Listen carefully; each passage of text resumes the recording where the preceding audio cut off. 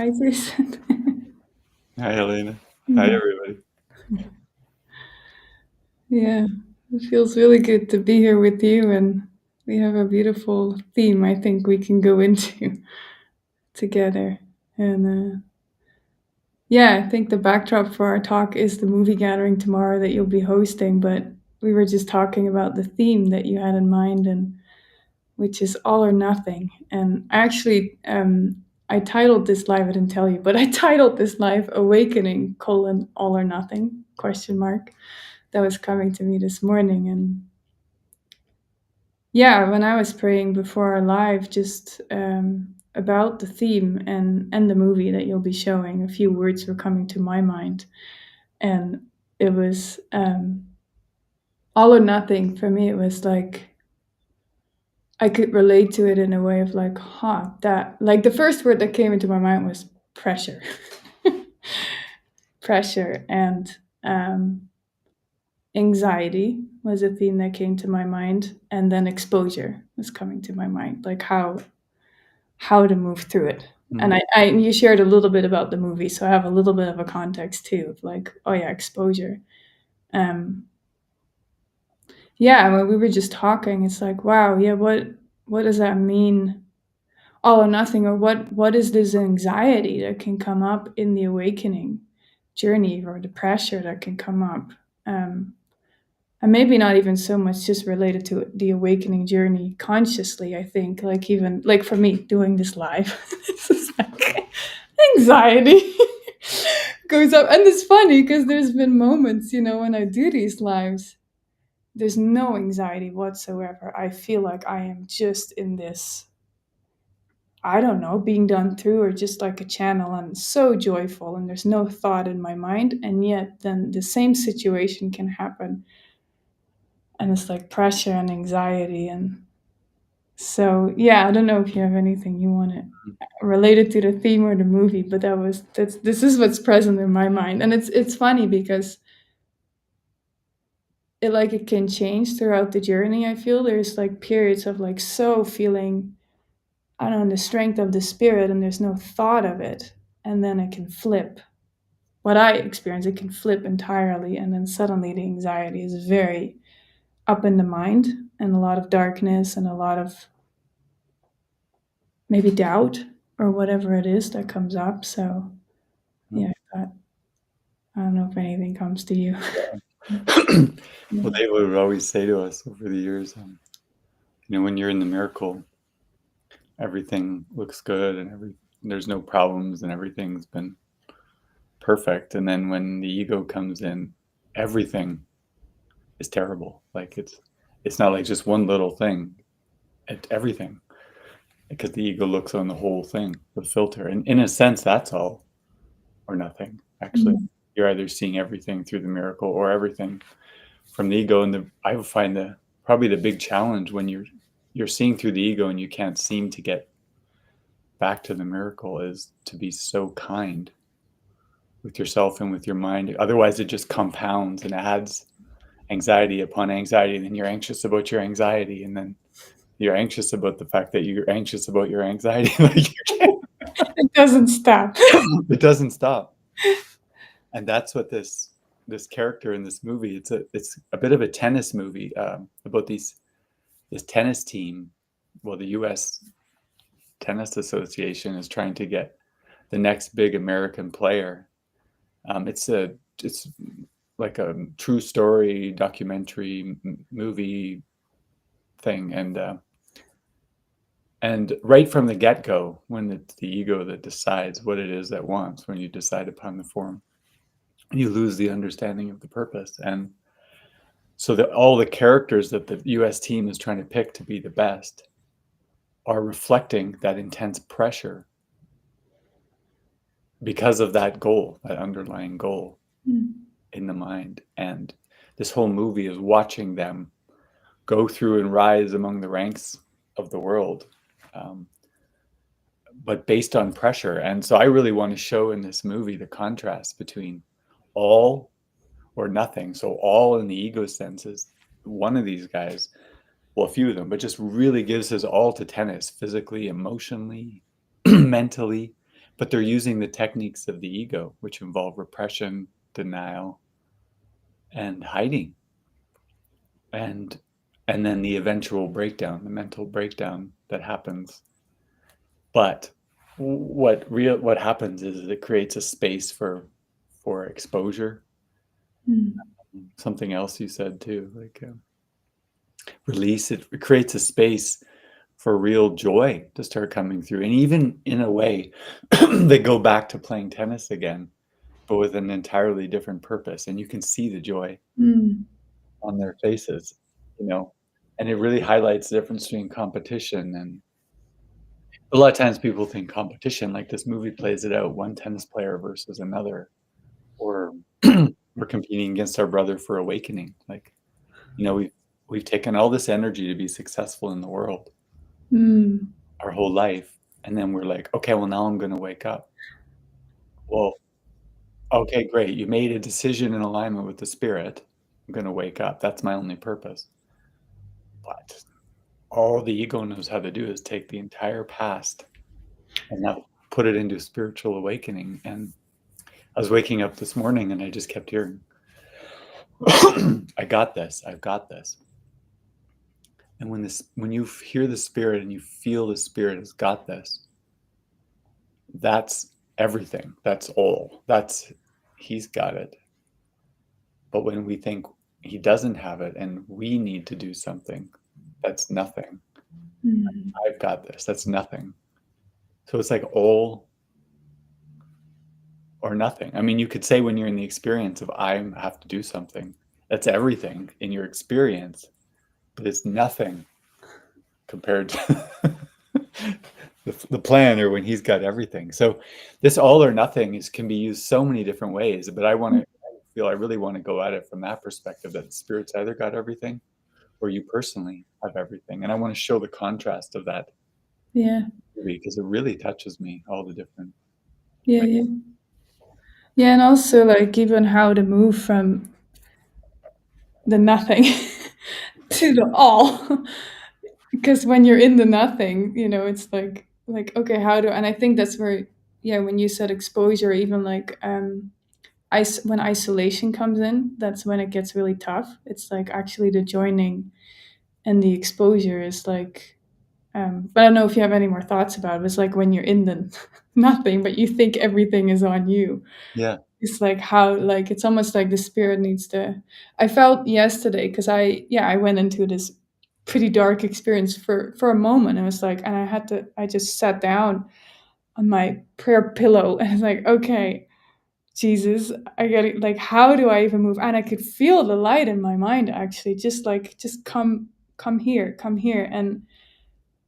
and then I just realized, like, wow, there's always a way out. There's always a step, even if it feels like a tiny step in that direction. Like, for me, it was the thought of I'll likely be hosting the service on Sunday, and I think there was a lot of um, pressure in my mind of accepting that. Or yes, like, oh God, Mm. again, I'm gonna be speaking, and I don't know. Like, why do you bring me these speaking opportunities? I don't. This is not my comfort zone at all. And but it was funny because in that darkness, and when I just heard that suggestion, like, why don't you, like, will you accept this assignment for Sunday? And as soon as I went into the yes direction, the darkness was like boom. Mm. It was so quick. It was just gone, and I was like, what's happened? Like, that's why I said to you earlier. It feels a bit schizophrenic when it's like the all or nothing. It seems to, in experience, it seems to be bouncing back and forth in my mind. But yeah, I don't know if you have So any. you were like you were when you doubted that was given, that's when you went into the darkness. Yeah, or just wanting to say no, basically. Wow. Wanting to say no. It's Wow. very intense to say no to what the spirit's trying to give me. Wow, but you think you can. Yeah, that was it too. Yeah, it was like, wow, I actually think I can say this. Like, this is like, but it's just this. It's just an internal battle. But it's more intense. I don't know if this is true, and I don't know if you can speak to that. I didn't know I had this question, but it's almost like I wasn't. I feel like I never went. like it wasn't this intense before, seemingly, when I said no to the spirit. I feel like I could get away with it. Yeah. Or Yeah. maybe it wasn't conscious or something, but right now, when the spirit's offering me something, and I actually feel like the ego is reacting much more intensely to it in this way. Somehow, for the last few weeks, there's been an intense reaction to the spirit.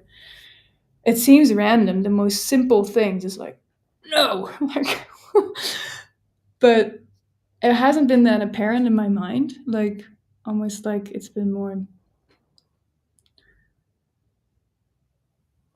Yeah, so I don't know if that relates to the movie at all, but it's Oh my God, this movie is going to relate, I feel, to everybody because it even talks about mental health, of course, as if it's a separate thing from physical health or emotional health. But I do not see the movie this way. I see it as a beginning from complete denial, competition, complete separate people, and the shift to the point where he can no longer hide or survive or function. There's even a point in the movie where he goes out and plays completely unconscious. He has no memory of even playing sets, which is multiple games. No memory because he just went into autopilot mm, to survive. And then afterwards, just completely crumbled. And then he couldn't even do that anymore. So